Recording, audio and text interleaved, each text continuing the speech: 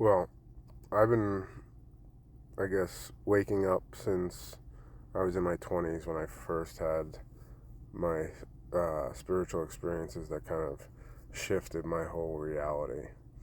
Um, and I would say probably for the last 15, 10 years, I've been trying to like deprogram myself from religion and all the stuff that's made to control the way we think.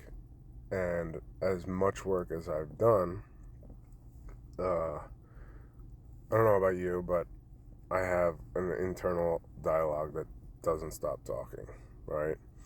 But the other day, it kind of made me realize how deep the programming is.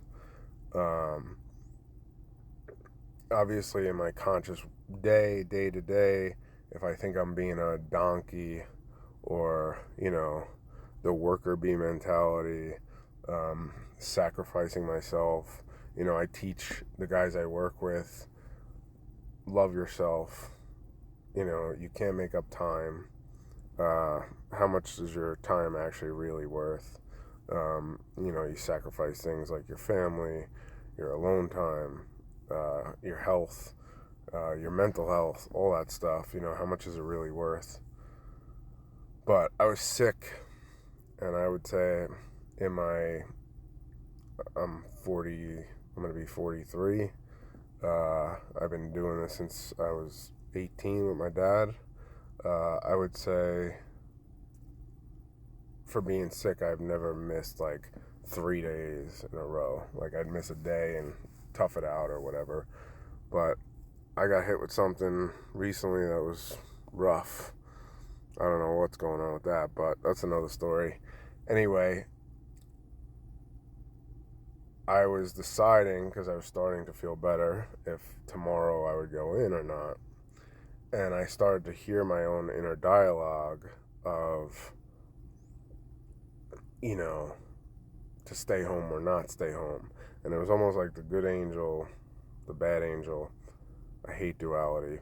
But the point is like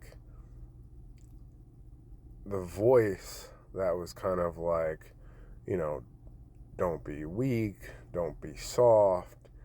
It had like this, like, my internal dialogue is very visual and complex, and it will, like, I'll see, he almost seemed like kind of like a weaselly banker in his voice, and he's like kind of demeaning to me. And it was so interesting to me, like, it clicked that like my internalized capitalism runs so deep that the voices in my head are depicted certain ways, to make me feel guilty about having self-care and loving myself. And I was never that aware of it, but I guess just being in my own space, things slowed down, and I actually saw that, and I just thought it was interesting and wanted to share because I thought, I feel like so much of us think we're doing all this work and shadow work and therapy and all this stuff to try to break ourselves from these thought prisons.